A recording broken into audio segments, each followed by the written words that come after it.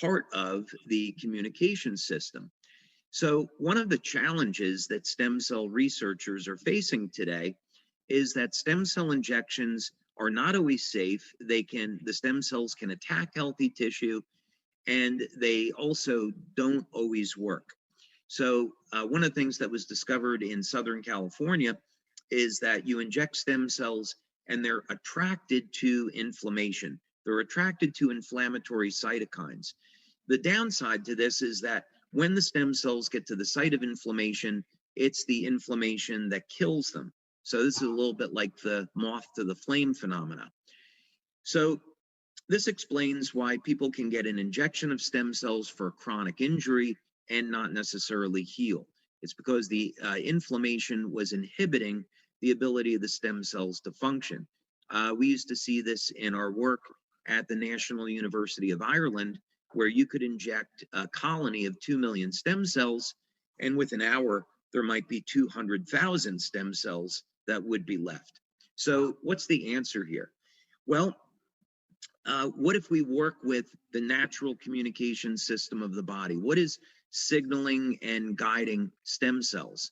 One of the master peptides is copper peptide, or GHK and GHK-Cu.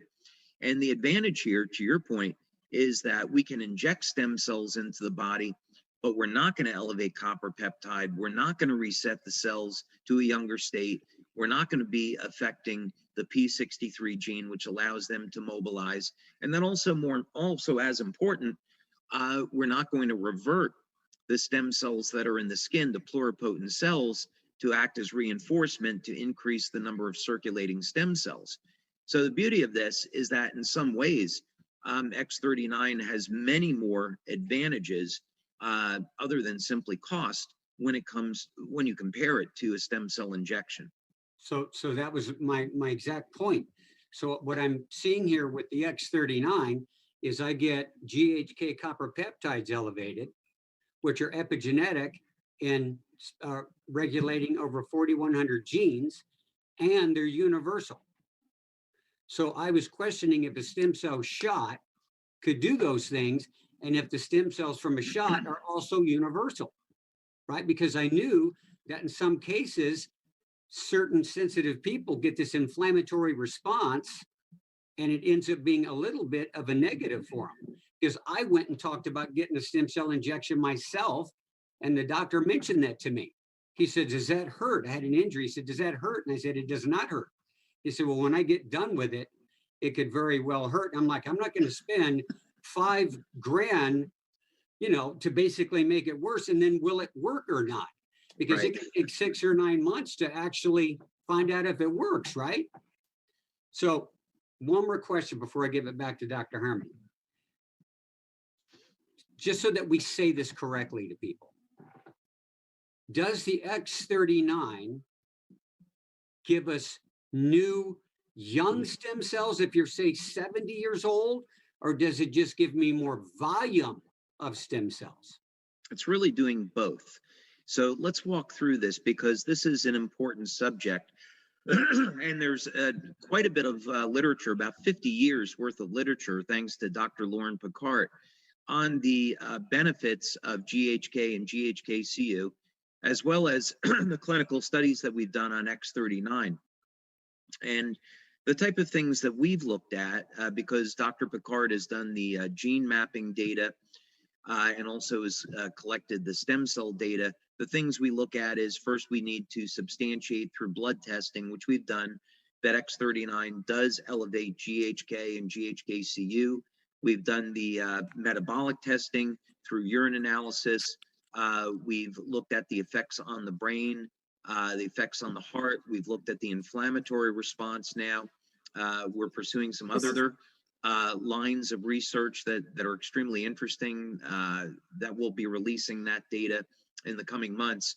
But when we look at the activity of stem cells in the body, it becomes apparent that when you have individuals over the age of 60 and over the age of 70, which we use in our clinical studies, that would be the inclusion criteria.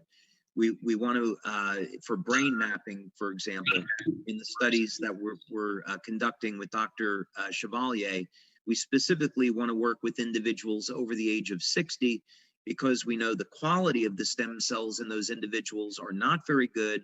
The number of stem cells have declined, and the ability of those stem cells to mobilize and release growth factors for tissue repair has also been severely compromised. We also know in those individuals that the levels of copper peptide are going to parallel the decline in stem cell activity. So after the age of 60, we expect that the levels of copper peptide will have declined about 60 to 80%, and that directly parallels the decrease in the activity of the stem cells. So the beauty of this is that of what happens when you increase copper peptide. If you take a population of liver cells, for example, from someone that's 75 or 80 years old, and then you incubate those cells in media and you add copper peptide, those cells start to become indistinguishable from a younger, healthier cell. We've upregulated mitochondrial function. As you've pointed out, we've altered gene expression, and now these cells can start to behave like younger cells and release growth factors more efficiently. In some people, the age reversal is quite dramatic. Other people, it's a little bit more mild. It depends on the general state and health of the individual that we're working with. Yeah. But the long story short is that because copper peptide is capable of reverting skin stem cells to pluripotent cells, now we get an increase in the total number of stem cells in the body, and now these stem cells are going to function more efficiently. So it's really the best of both worlds. Okay, so that was my other question. So the X39 is pulling the new stem cells from the skin, not so much from bone marrow, from the skin, right? Right. Yeah. The bone marrow stem cells. So if we look at a stem cell that would be used in research, and one of the stem cells that we've used, those are MSCs, and MSCs, mesenchymal stem cells. And if I pronounce that differently from some other people, it's because I'm from New Jersey. And as my kids are fond of pointing out, I often mispronounce things. But in any case, the MSC stem cells are going to be releasing growth factors, and they take place, that they're present in the repair of damaged tissue. So that's what we would normally associate with a stem cell injection. And in this particular case, we look at a pluripotent cell as being an extremely powerful cell because it can differentiate into a multipotent cell and then into whatever tissue it's going to become, muscle tissue, liver tissue, kidney tissue. So this technique is actually much more powerful than using MSCs. So there you go. So for pennies on the dollar, you actually have something that does more than a stem cell injection. Dr. Herman, I should pass it back to you. Well, thank you. I want to just spell that pluripotent is Pluri, for those of you who want to look that up. My second question, David, has to do with how we, as people out on the front lines talking to people, we're often asked to about specific disorders and things like this, and we're well trained that we don't do that we don't diagnose, treat, cure, or prevent any disease. That's well established in our community. But there's a different question that needs to be answered at this time. And let's say somebody has an autoimmune disease. If someone's immune system is overactive, it seems like we wouldn't want to, increase their stem cells and activate their immune system.